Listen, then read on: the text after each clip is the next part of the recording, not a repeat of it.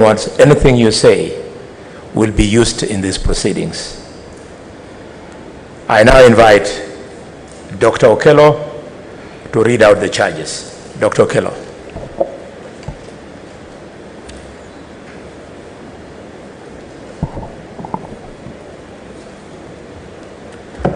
Charges against Honorable Kawira Mwangaza, the County Governor, Meru County.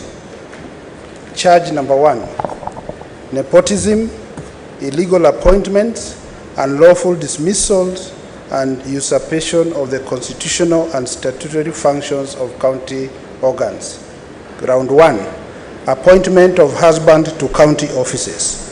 On or around 30th September 2022, the governor engaged in 1, gross misconduct, 2, grossly violated Articles 10, 232, 235, and 236 of the Constitution. 3, grossly violated Section 17 of the Public Officer Ethics Act. 4, grossly violated Sections 55, 59, 59A, 60, 62, 63, 64, and 65 of the County Governments Act. 5, grossly violated Section 6 and 11 of the Meru County Youth Service Act 2018, and grossly violated Section 4 of the Public Appointments County Assemblies Approval Act 2017 by A, appointing her husband to the non-existent position of the patron of the Meru Youth Service before conducting a transparent and competitive recruitment process. B, appointing a husband to the non-existent position of the Meru Hustlers Ambassador before conducting a transparent and competitive recruitment process. C, disregarding the criteria for the establishment of offices within the county public service. D, failing to submit her husband's name for approval by the Assembly before making the impugned appointments. E, reappointing Rufus Miriti as the County Secretary without the approval of the Assembly. F, appointing the following unqualified persons to hold county offices without undertaking a transparent and competitive recruitment process. Roman 1, Munene Samaritan as Director of Special Programs. Roman 2, Ernest Mutembei as Director, Monitoring and Evaluation. Roman 3, Henry Muzungu as Director of Administration. And G, Hilary Sandy as Director of Communications. H, usurping or trashing the constitutional and statutory functions of the Assembly, the Meru County Public Service Board, the Meru County Youth Service Board, the Meru County Service Board. Ground number 2, roadside appointment of county workers at Timau. On or around 22nd September 2022, the governor grossly violated 1, Articles 10, 232, 235, and 236 of the Constitution, and 2, grossly violated Sections 55, 59, 50A, 60, 62, 63, 64, and 65 of the County Governments Act by A, appointing firefighters at a public rally at Timau in misguided and sustainable populism before conducting a transparent and competitive recruitment process. B, subjecting potential applicants for county jobs to public humiliation by converting the crowd at the public rally as the advertising, recruiting, shortlisting, and appointing authority. And C, usurping and trashing exclusive constitutional and statutory mandates under functions of the Meru County Public Service Board. Ground 3, roadside appointment of county workers at Nkobo. On or around 9 September 2022, the governor engaged in 1. Gross misconduct, 2. Gross violation of 1. Articles 10, 232, 235, and 236 of the Constitution, and 3. Gross violation of sections 55, 59, 59A, 60, 62, 63, 64, and 65 of the County Governments Act by A.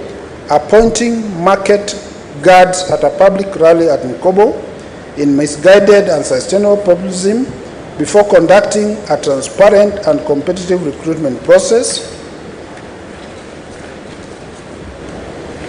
and B. Usurping the exclusive constitutional and statutory mandates of the Meru County Public Service Board.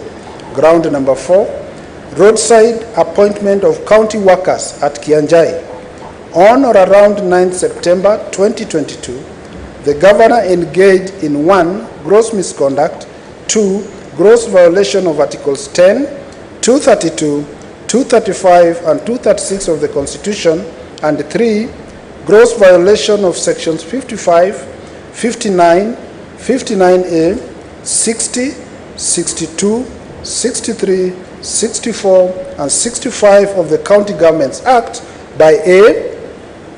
Illegally directing ward and sub-county administrators to employ sweepers and market guards at a public rally in Kianjai in misguided and sustainable populism before conducting a transparent and competitive recruitment process, and B. Directing ward and sub-county administrators to usurp exclusive constitutional and statutory functions and mandates of the Meru County Public Service Board. Ground 5, illegal committee on the Meru municipality. On or around 21st October 2022, the governor 1. Grossly violated Articles 10, 232, 235, and 236 of the Constitution. 2.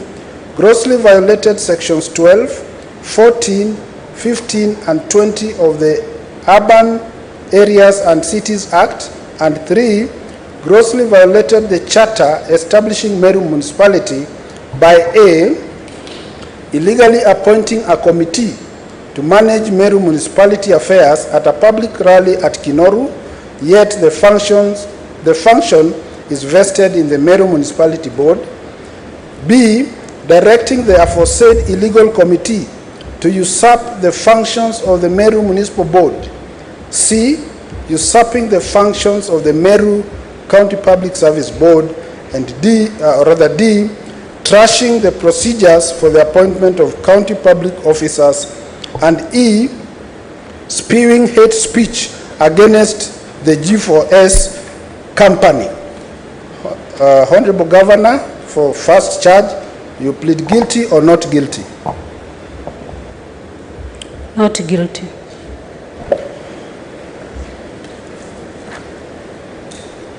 Charge number 2, incitement, bullying, vilification, and misleading campaigns against other leaders. Not guilty. Not yet? Not guilty. Governor, just hold. I'll alert you when to plead. So, charge number 2, incitement, bullying, vilification, and misleading campaigns against other leaders. The governor has 1.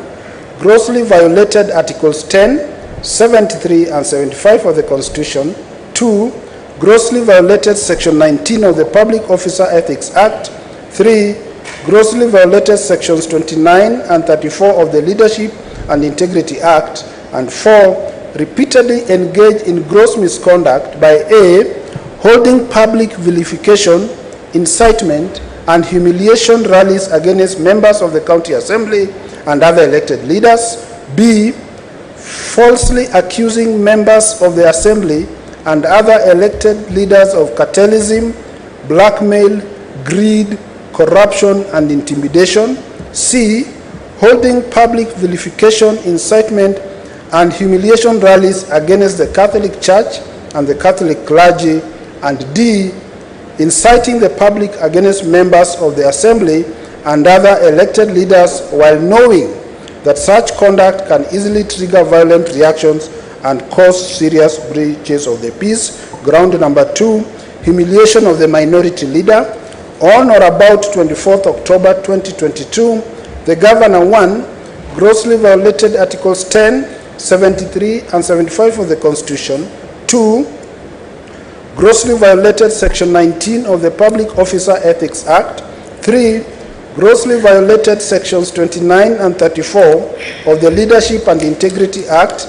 And 4, engage in gross misconduct by A, bullying and inciting the public against the minority leader and the member of Assembly for Akithi Ward, Honorable Mwenda Ithili, the minority leader, at a public rally held at Meru Mcas. B, requiring the minority leader to make a public apology for unknown and undisclosed wrongs at the public rally held at Meru Mcas. C, violently grabbing a microphone from the minority leader at the public rally held at Meru Mcas. D, offering to protect the minority leader against the Speaker of the Assembly from unknown and undisclosed dangers. And E, falsely accusing the members of the Assembly and other elected leaders of cartelism, blackmail, greed, corruption, and intimidation. Ground 3 of Charge 2, vilification of the minority chief whip and other leaders. On or around 25th October 2022, the Governor 1 grossly violated Articles 10, 73, and 75 of the Constitution. 2, grossly violated Section 19 of the Public Officer Ethics Act. 3, grossly violated Sections 29 and 34 of the Leadership and Integrity Act. And 4, engage in gross misconduct by A, inciting the public against the minority whip and the member of Assembly for Abogeta West Ward, Honorable Dennis Kiogora, DMK, the minority whip, at a public rally held at Ngogo in Abogeta West Ward. B, falsely accusing the minority whip of stoning her.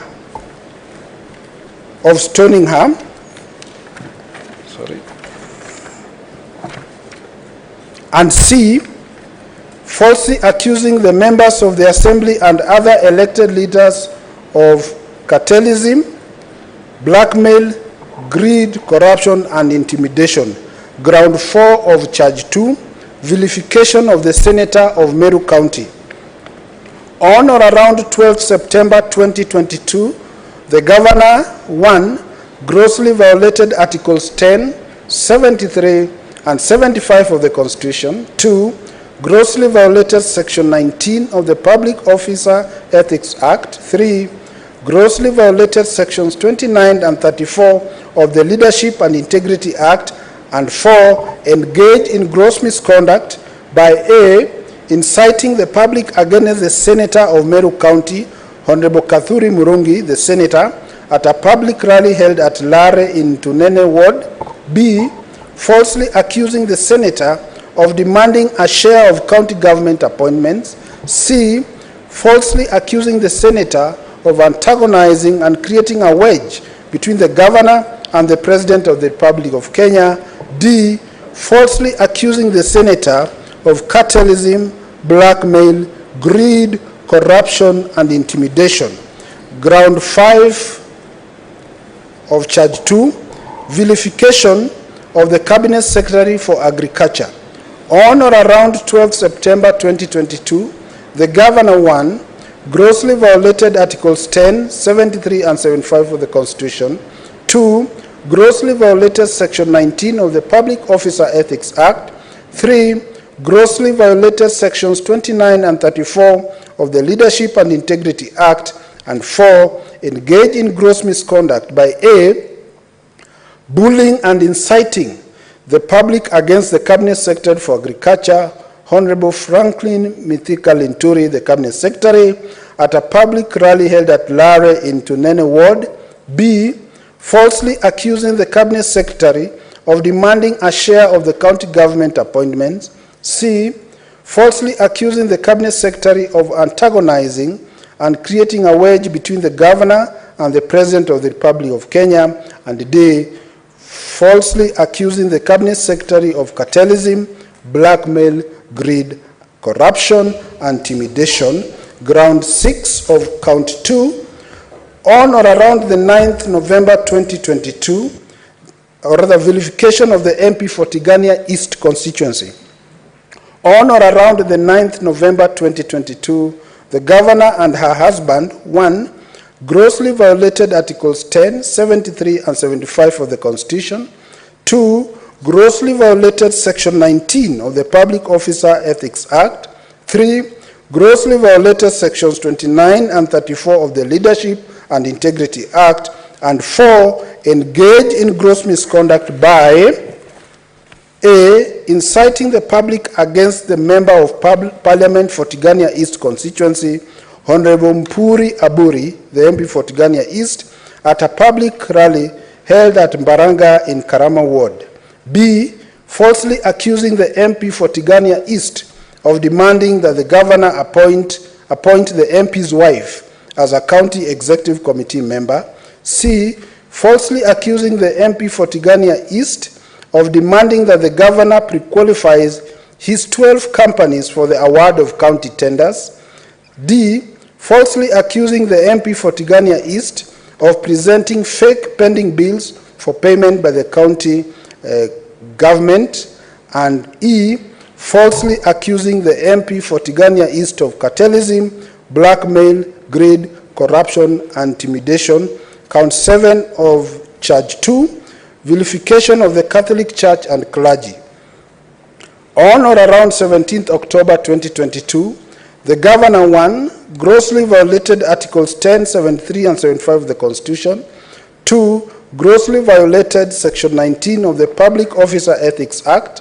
3, grossly violated Sections 29 and 34 of the Leadership and Integrity Act. And 4, engaged in gross misconduct by A, inciting the public against the Roman Catholic Church and the Bishop of the Catholic Diocese of Meru, Mr. Celestius Mugambi, at a public rally held at the former Igoji Boys Secondary School.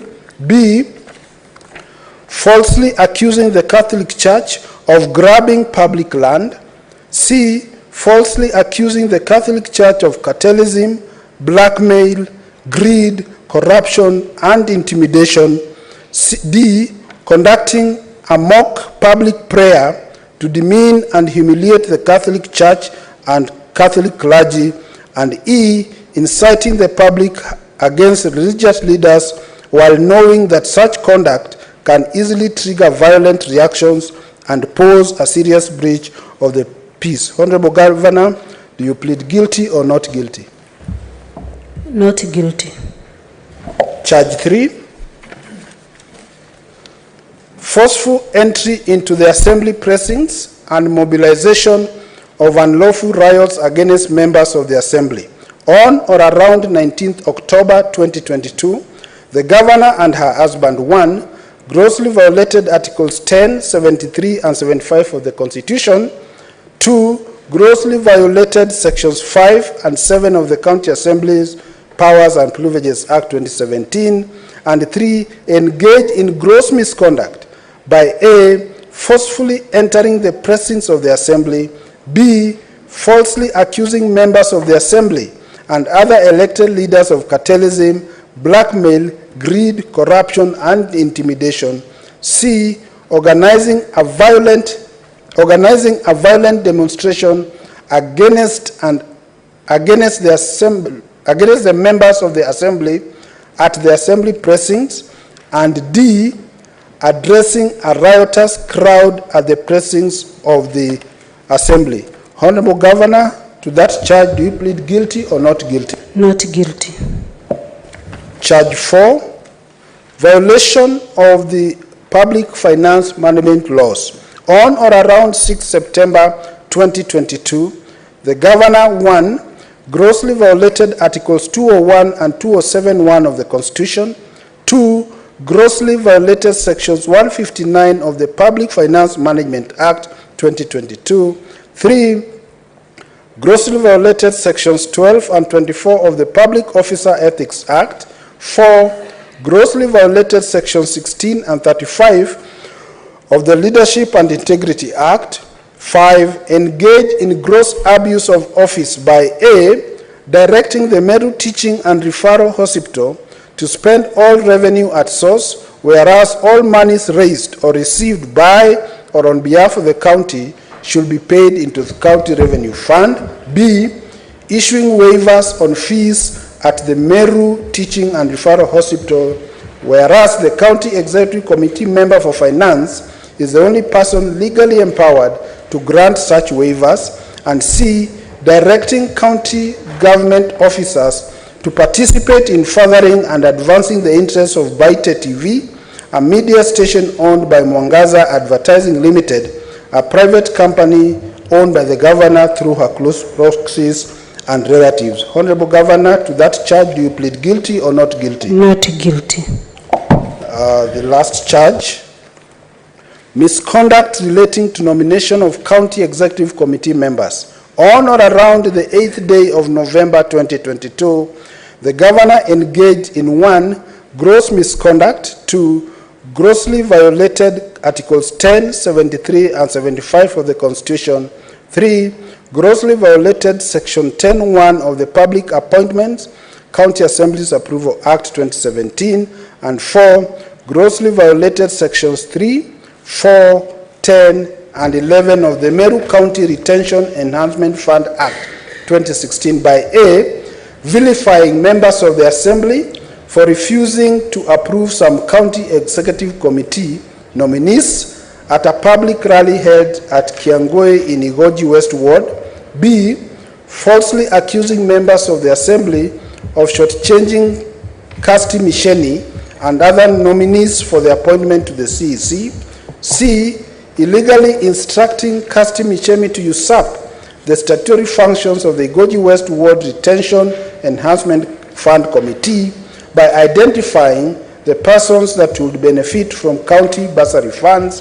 D, failing to submit names of other candidates to the county assembly for approval for appointment to the CEC after the assembly rejected some nominees. E, reorganizing her government to 6 departments and 3 CEC members after the rejection of some nominees instead of submitting names of other candidates to the county assembly for approval. And F, swearing to appoint to her government and actively work with the losers of the 2022 county elections instead of duly electing MCAs to star wrangles within the assembly. Honorable Governor, do you plead guilty or not guilty? Not guilty. Chair and members, this is a verbatim recital of the charges as presented